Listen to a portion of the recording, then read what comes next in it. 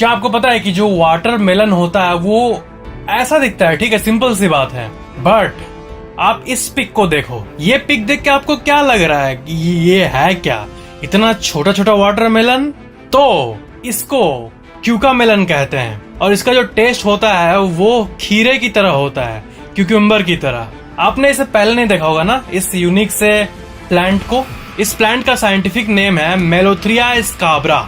जब मैं इस इमेज को पहली बार देखा था तब मेरे को लगा था कि क्या है ये, इतना छोटा वाटरमेलन मैंने जिंदगी में कभी नहीं देखा है। फिर मेरे को ये पता चला कि ये तो क्यूकामेलन है। Fact number 24, dolphins. आपने बुक्स में डॉल्फिन का पिक देखा होगा, तो ना एक कार्टूनिस्ट टाइप की डॉल्फिन होती है, जैसे इस इमेज को देखो, ठीक है। आपको लगता होगा कि ये तो सिर्फ किताबों में दिया रहता है, बट पता है ये जो फनी टाइप की जो डॉल्फिन दिखती है ना, ये एक्चुअल में एक प्रजाति है। और ये जो आप पिक देख रहे हो ये रियल पिक है। और डॉल्फिन में जो एकदम क्यूट सी इस तरह की एकदम कार्टूनिस्ट जैसा किताब में दिया रहता है, वैसी एकदम जो क्यूट वाली डॉल्फिन होती है उसे रियल में इरावेडी डॉल्फिन कहते हैं, इरावेडी डॉल्फिन। और इसका आप बहुत सारा पिक्स देख लो, एकदम मतलब सबसे क्यूटेस्ट स्पीसीज है डॉल्फिन में। फैक्ट नंबर 23, पता है मेरे मन में एक थॉट आता है कि आपको पता है कि आसमान से बहुत बार मीटेरॉइड और एस्ट्रॉइड्स गिरते रहते हैं धरती पे। तो मुझे लगता है कि अगर मैं सड़क पे चल रहा हूँ तो क्या मेरे ऊपर कभी भी कुछ नहीं गिर सकता है, मतलब है ना। शहर के मतलब पूरी धरती इतनी बड़ी है और मेटेरॉइड थोड़ी ना देख के आता है कि मेरे को जंगल में ही गिरना है या फिर पहाड़ में ही गिरना है। वो तो कभी भी कहीं भी गिर सकता है ना। किसी घर के ऊपर मेटेरॉइड गिर सकता है, घर को तोड़ सकता है, किसी इंसान के माथे के ऊपर गिर सकता है। तो मेरा थॉट ये है कि क्या किसी इंसान के ऊपर कभी डायरेक्टली कोई मेटेरॉइड गिरा है ऊपर या फिर उसके बॉडी पे? तो ना पूरे धरती पे ऐसा एक ही इंसान है जिसके साथ ये हुआ है। ये देखो उसका pic, Ann Hodges. National Geographic का ये आर्टिकल देखो, the true story of history is only known meteoroid victim. और वो मेटेरॉइड इनके स्टोमक एरिया में लगा था और ये घटना 1954 में हुई है। और ऑफिशियली रिकॉर्डेड ऐसी कोई भी घटना नहीं है इसके अलावा जिसमें कोई मेटेरॉइड किसी इंसान को हिट किया है। यही है एक ऑफिशियल 1% केस।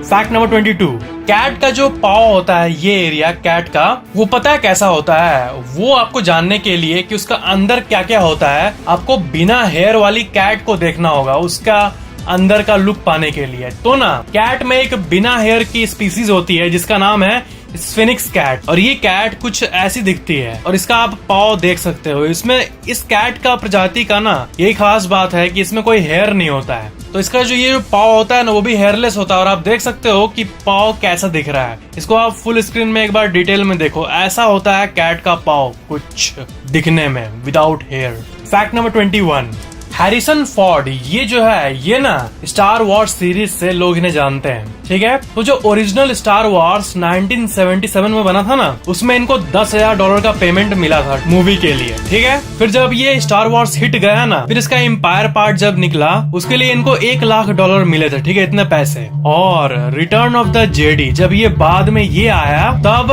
$5,00,000 मिले। और फाइनली हाल ही में जो द फोर्स अवेकेंस आया है ना स्टार वॉर्स का, उसी के लिए द फोर्स अवेकेंस के लिए इनको $20 मिलियन मिले। बाप रे, मतलब जितना डिमांड, जितना कोई सीरीज हिट जाता है उतना मतलब बढ़ते रहता है। और जब शुरू निकला था स्टार वॉर्स तब तो उतना पेमेंट था नहीं, तो बहुत सारे एक्टरों को उसकी स्क्रिप्ट दी गई होगी। बहुत कोई ऐसे एक्टर्स होंगे जो सिर्फ इसलिए स्क्रिप्ट को रिजेक्ट कर दिए होंगे क्योंकि उनको सिर्फ $10,000 मिलेगा, ठीक है। बट इन्होंने उस स्क्रिप्ट में एक फ्यूचर देखा, एक हिट होने वाला फ्यूचर उन्होंने किया, उसका बेनिफिट मिल रहा है इनको, इतना मॉनिटरी बेनिफिट।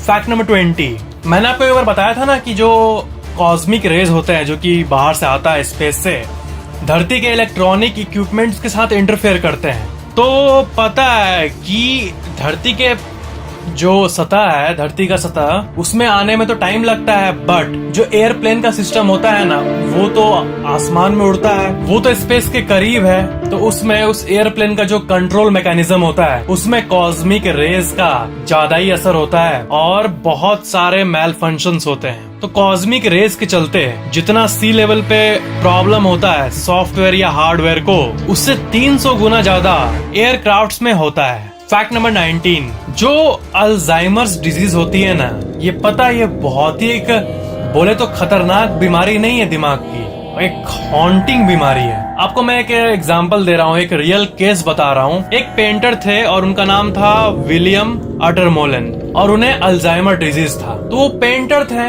उनका जब अल्जाइमर शुरू हुआ था ना, तब से लेके वो अपने मृत्यु तक अपना फेस ड्रॉ करते थे। ठीक है, अपना फेस बनाते थे कि मतलब मैं अपना फेस ड्रॉ कर पा रहा हूँ कि नहीं। वो बीमारी क्या है ना कि किसी चीज को रिकॉग्नाइज करने में दिक्कत होता है, तो इसी को टेस्ट करने के लिए वो कई साल में एक बार अपना एक पेंटिंग कंप्लीट करते थे ताकि वो चेक कर पाए कि वो अपने ही फेस को रिकॉग्नाइज कर पा रहे कि नहीं। तो देखो 1967 में वो अपना पोर्ट्रेट बनाए अपना ही फेस का, तो अपने पेंटिंग में ये अच्छा खासा बना दिए। ठीक है, अल्जाइमर अब शुरू ही हुआ था। बट 1996 में उनका वही स्किल था, वही टैलेंट था पेंटिंग का। ठीक है, बट उस बीमारी के चलते ऐसा उनका माइंड हो गया था कि अपना पोर्ट्रेट वो देखो कैसे बनाया है, थोड़ा अजीब लग रहा है। और 1997 में देखो ये अपना पोर्ट्रेट बनाया है और देखो उनके दिमाग को वो बीमारी कैसे खा रही है कि वो अपने ही फेस को रिकॉग्नाइज नहीं कर पा रहे हैं।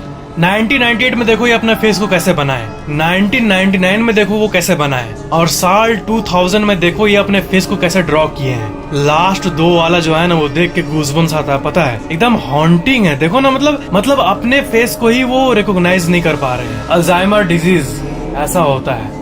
और अल्जाइमर्स ज्यादातर ओल्ड पीपल में पाया जाता है जो बहुत एज के हो गए, जिनके ब्रेन के न्यूरॉन का कैपेसिटी ओल्ड एज में कम हो जाता है, तब टिपिकली अल्जाइमर्स होना शुरू होता है। बट बहुत कम ही लोगों को होता है। और सबसे रिलैक्सिंग बात यह है कि इतना हॉन्टिंग, ऐसे फेस को नहीं रिकॉग्नाइज कर पाने वाला ये कम ही होता है। ठीक है, ये मतलब बहुत रेयर है, इससे डरने की कोई बात नहीं कि किसी को हो जाएगा। ये तो बहुत एक्सेप्शनल केस है ये विलियम अटरमोलन का। और अल्जाइमर बीमारी जो होती है इस लेवल की, उसमें क्या होता है ना, ब्रेन का टिश्यू जो होता है वो डिटेरियोरेट होने लगता है, खुद का सांस लेना पड़ता है, ऐसा भी होता है। खाना खाना चबा नहीं पाता इंसान, खाने को ये करना उसके लिए मुश्किल हो जाता है, खाना पीना भी भूल जाता है। But of course it's a very very very rare disease of this level, इतना हाई लेवल का बीमारी। फैक्ट नंबर 18, आपने अभी हाल ही में 22 दिसंबर 2020 में ये जो माउंट एटना इरप्ट हुआ था उसके बारे में कुछ सुना है? वॉल्केनो लिटरली सिटी के सामने फटा और ये पिक देखो, कुछ ऐसा नजारा था उस दिन 22 दिसंबर 2020 माउंट एटना इरप्ट हुआ। और आप और भी पिक देख सकते हो। ये जो माउंट एटना है ये इटाली में है और ये मतलब सबसे न्यूएस्ट इरप्शंस में से एक है। जो आप ये वीडियो देख रहे हो यूट्यूब में, अभी ये यूट्यूब में पब्लिश हुआ है 28 दिसंबर 2020 को, और आज से 6 दिन पहले ही की न्यूज आई है। जो लोग 5-6 साल बाद ये वीडियो देख रहे होंगे उनके लिए तो मतलब बहुत ओल्ड खबर हो चुका होगा। कुछ लोग तो शायद 20-30 साल बाद भी देखे ये वीडियो, कुछ 100 साल बाद भी देखे। बताना ठीक है कि आई एम वॉचिंग एट 2080, जब मैं 80 साल का बूढ़ा हो जाऊंगा। क्या आपको पता है? फैक्ट नंबर 17, इस दुनिया का सबसे लाइटेस्ट मटेरियल पता है आपको क्या है? एक ऐसा मटेरियल है जो कि सॉलिड सिर्फ 0.01% है, पता है, और 99.99% एयर है, और इसका नाम है aerogel, the lightest solid material on our planet, made of 99.9% of air. देखो कुछ ऐसा दिखता है एरोजेल, इसे आप हाथ में पकड़ोगे तो अल्ट्रा लाइट है और ऑलमोस्ट इनविजिबल है, बट ये 0.01% सॉलिड है। ये पूरे दुनिया की सबसे अमेजिंग मटेरियल्स में से एक है। फैक्ट नंबर 16, जो ह्यूमन आई है ना, ये पार्ट, उसके अंदर जो बीच वाला प्यूपिल होता है, उसमें जब लाइट पड़ता है ना, तब का एक बहुत ही अमेजिंग इमेज है मेरे पास। देखो ये कैसा दिख रहा है, ये मतलब बहुत डिटेल्ड एक माइक्रोस्कोपिक कंप्यूटराइज्ड पिक्चर है, और इसमें आप देख सकते हो कि ऐसा लग रहा है ना कि कोई खेत है ना, मतलब जैसे है ना, देखो इसमें खेत है और बीच में बड़ा सा गड्ढा है, मतलब आंख के अंदर ये जो आप देख रहे हो ना, ये छोटे छोटे टिश्यूज हैं, और ये रियल लाइफ के जो खेत होते हैं, फील्ड होते हैं, उनको काइंड ऑफ रिजेंबल कर रहा है। ये आंख के सबसे मैग्निफिसेंट इमेजेस में से एक है। फैक्ट नंबर 15, एक सीधा सा सवाल है, क्या आपने कभी 3 पैरों वाला इंसान देखा है? नहीं देखा होगा तो ये देखो, ये है फ्रैंक लेंटिनी, और ये एक सर्कस परफॉर्मर थे, और इनका 3 पैर था लिटरली। इनका जन्म हुआ था 18 मई 1889 में इटली में, और इनकी मृत्यु हुई थी 21 सितंबर 1966 में। फैक्ट नंबर 14, इस आर्टिकल को देखो, the smallest computer in the world fits on a grain of rice. तो यूनिवर्सिटी ऑफ मिशिगन के जो साइंटिस्ट है इंटेलिजेंट सब, वो ना वर्ल्ड का सबसे स्मॉलेस्ट ऑपरेटिंग कंप्यूटर बनाए। ये एक रियल कंप्यूटर है और जो आप राइस का दाना देख रहे हो वो भी रियल इमेज है। मतलब राइस के एक दाने से कंपेयर करें तो वो उससे भी ज्यादा छोटा है। Smallest functioning computer next to a grain of rice. Technically ये एक कंप्यूटर है। That's गजब। मेरे को लगता है ना कि वो भी दिन दूर नहीं जब जो आजकल के जो गेमिंग पीसीज होते हैं ना, गेमिंग पीसी इतने बड़े बड़े, वो भी इतने छोटे से एक डब्बे में आ जाएगा। RTX CPU जो भी वो भी जितना कुछ है सब इतने छोटे बॉक्स में आ जाएगा। वो दिन दूर नहीं गाइस, मजा आ जाएगा। फैक्ट नंबर 13, ये देखो एक बहुत ही क्रिएटिव इमेज है। पहले ही जान लो कि आपको पता होगा कि धरती पे फ्रेश वाटर है, पीने लायक पानी जो सही पानी होता है, और दूसरा होता है नमकीन समुद्र का पानी, नॉन फ्रेश वाटर। हाँ, तो इस इमेज में देखो अर्थ का सारा पानी को एक जगह पर रख दिया गया है, ठीक है, स्फीयर देख सकते हो आप, बड़ा वाला, और जो उसके सामने छोटा वाला ये डॉट है वो है फ्रेश वाटर। मतलब समुद्र का पानी और फ्रेश वाटर दोनों का रेशियो कुछ ऐसा है। तो सोच सकते हो आप कि फ्रेश वाटर कितना कम है। वी शुड सेव वाटर, क्योंकि हम लोग पानी बचाने की जब भी बात करते हैं तो कोई एक गंदा जोक मारता है कि समुद्र में तो इतना पानी है, बट वो नॉन फ्रेश वाटर है ना। हमें फ्रेश वाटर को कंजर्व करना है जो कि कुछ ही % है। फैक्ट नंबर 12, इस इमेज में आप देखो बॉडी का पूरा डिटेल्ड एक मैप बना हुआ है, और ये मैप है ब्लड वेसल्स का। और जो बॉडी में आपके ना आपके शरीर में जो ब्लड का वेसल है जिसमें ब्लड ऊपर नीचे पूरा बॉडी में घूमते रहता है, उसका मैप कुछ ऐसा दिखता है। और ये जो है ना इसका ये एक रोड है, मतलब जिस तरह गाड़ियां रोड पे जाती है ना, वैसे ही ब्लड इनके अंदर से ऊपर नीचे होता है, जहाँ रिक्वायर्ड है बॉडी को वहाँ पे ब्लड जाता है। और इस रोड को अगर हम लोग डिस्टेंस वाइज मापे ना तो 1,00,000 किलोमीटर का रोड बनेगा। मतलब हमारे शरीर का जो ब्लड वेसल है उन सबको अगर हम लोग अनरैप करके एक लंबा सा करके रखें, लंबा करके पूरा एक लाइन में, तो वो 100,000 किलोमीटर मतलब 1,00,000 किलोमीटर लंबा होगा। बॉडी बहुत अमेजिंग। ये तो सिर्फ एक फैक्ट है ना बॉडी के बारे में, बट बॉडी का हर एक चीज अमेजिंग है। इस पूरे यूनिवर्स की सबसे इंटरेस्टिंग रचना जो है गॉड की, वो है इंसानी शरीर, स्पेशली इसके अंदर का दिमाग।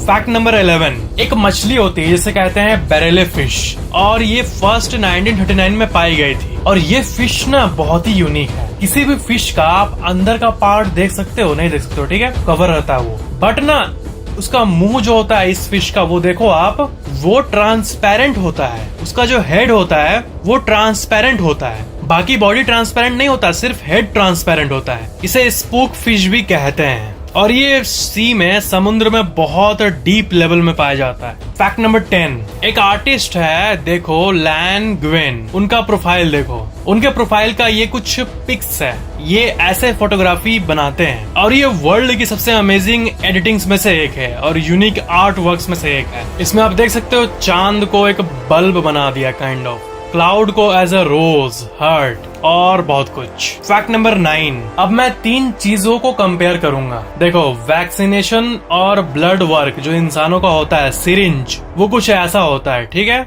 ह्यूमंस के लिए। बट देखो वही जब एनिमल्स का कुछ वैक्सीनेशन होता है ना, या फिर जो एनिमल्स के अंदर माइक्रोचिपिंग किया जाता है, माइक्रोचिपिंग मतलब ना एनिमल्स को ट्रैक करने के लिए वेस्टर्न साइड में क्या होता है ना कि एनिमल्स के अंदर एक चिप लगा दिया जाता है ताकि वो कहीं पे गुम हो जाए तो आसानी से पता चल जाए, ठीक है, और इसको माइक्रोचिपिंग कहते हैं। तो उस माइक्रोचिप को उनके अंदर इंजेक्ट करने के लिए जो सिरिंज यूज होता है वो देखो कितना मोटा होता है। ये नहीं होना चाहिए ना। इन तीनों कंपैरिजन देखो कितना उनको सहना पड़ता होगा दर्द। फैक्ट नंबर 8, तिब्बत में एक गांव है जिसका नाम है लारुंगार विलेज, और देखो उसका कितना मस्त सा एक शॉट लिया गया है। वो गांव में ऐसे कलरफुल घर दिखते हैं और बहुत एक हायर स्केल तक माउंटेन रीजन में ऐसे घर बने हुए हैं, और रियली में कोई फिल्म का फेक सेट नहीं है बल्कि एक रियल गांव है, लारंगार विलेज, तिब्बत का। फैक्ट नंबर 7, जो गर्ल्स मेकअप में इंटरेस्टेड है वो of course variety of makeups को देखती होगी, तो उनके लिए एक फैक्ट है कि एक टाइप का मेकअप आता है, इसको कहते हैं फ्लोरोसेंट मेकअप, और ये देखो कुछ ऐसा दिखता है। इस टाइप का मेकअप में फेस ऐसा दिखता है, और ये मेकअप बहुत टाइप के होते हैं, बट जो टॉप टियर में सबसे वियर्डेस्ट मेकअप होते हैं उसमें से एक है ये फ्लोरोसेंट मेकअप। जो मेकअप में इंटरेस्ट रखते हैं उनके लिए मजेदार फैक्ट हुआ होगा। फैक्ट नंबर 6, एक आर्टिस्ट है जिनका नाम है ऑक्टावियो ओकैम्पो, ठीक है। और वो देखो कुछ ऐसे पेंटिंग्स बनाते हैं। इस पेंटिंग को ना मैं थोड़ा दूर से दिखाता हूँ तो ठीक है, ये एक इंसान और उसका दाढ़ी लग रहा है, बट सामने में देखो एक हॉर्स भी है, और सामने जाएंगे तो हॉर्स के ऊपर कोई बैठा हुआ भी दिखेगा। मतलब ये बहुत चीजों को एक साथ इंटीग्रेट करके एक कॉमन सा फ्रेम बना के ऐसा आर्ट वर्क बनाते थे। इसका बहुत सारे एग्जाम्पल देख सकते हो, और अगर आप देखोगे डिटेल में तो आपको दिखेगा कि इनके हर पिक में दो दो चीज नजर आएगी आपको। फैक्ट नंबर 5, जो वीरान डेजर्ट होते हैं ना, वहाँ पे जो सेल टावर होता है वो कभी कभी ना बहुत, आपको पता ही है कि जो डेजर्ट होता है उसमें टेम्परेचर बहुत बढ़ जाता है। तो कभी कभी सेल टावर्स में इतना टेम्परेचर बढ़ जाता है ना कि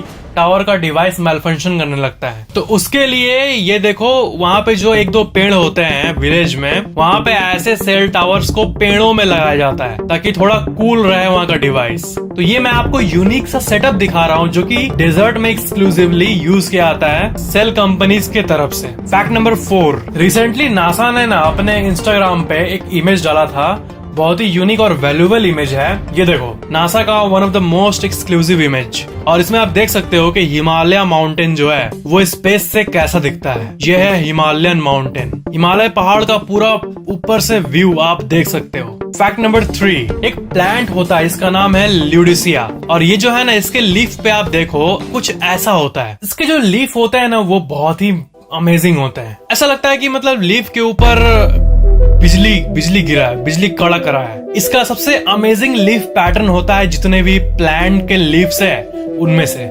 लाइटिंग ऑन लीव्स।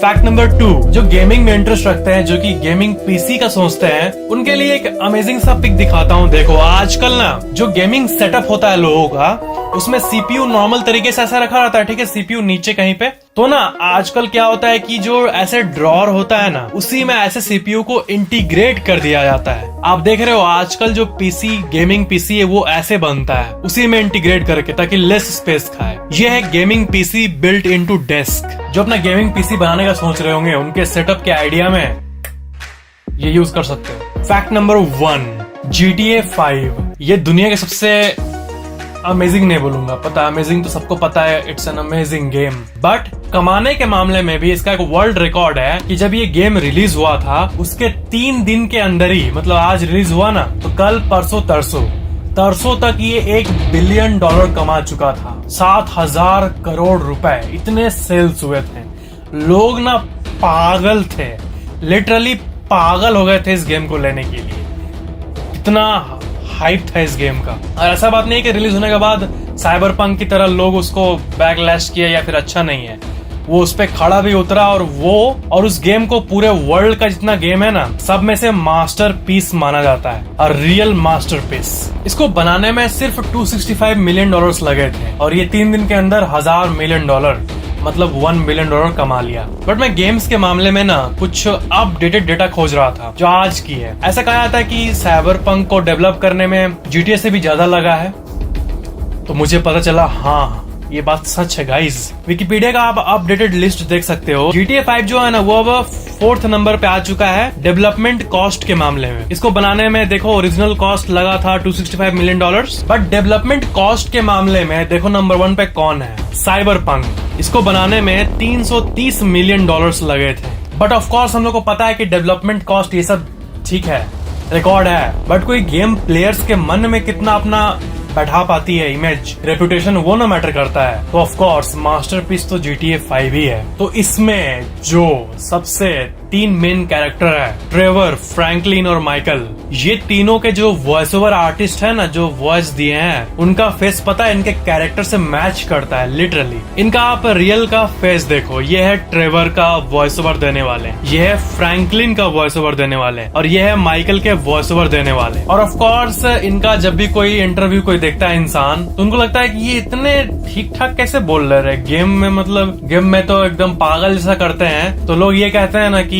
वीडियो में इनको थोड़ा शांत देख के लग नहीं रहा है कि ये ट्रेवर, माइकल और फ्रैंकलिन है। तो समझो ना यार, गेम है ना, अब रियल में थोड़ी ना वो जाके सबको मारते रहेगा, लूटेगा, चोरी करेगा, ये करेगा। थोड़ी ना कोई एक्टर या फिर कोई आर्टिस्ट हमेशा अपने कैरेक्टर में ही रहता है ना। तो ये है वो 3 बंदे जिन्होंने तीनों का वॉइस ओवर दिया है इस पूरे धरती के सबसे लेजेंडरी गेम्स के 3 लेजेंडरी कैरेक्टर्स का वॉइस ओवर। ये तीनों अगर आपको वीडियो पसंद आया तो लाइक जरूर करना, कमेंट करना कि ये वीडियो कैसा लगा और शेयर जरूर कर देना और चैनल को सब्सक्राइब करके बेल आइकन भी ऑन कर लेना। Thank you so much for watching this video.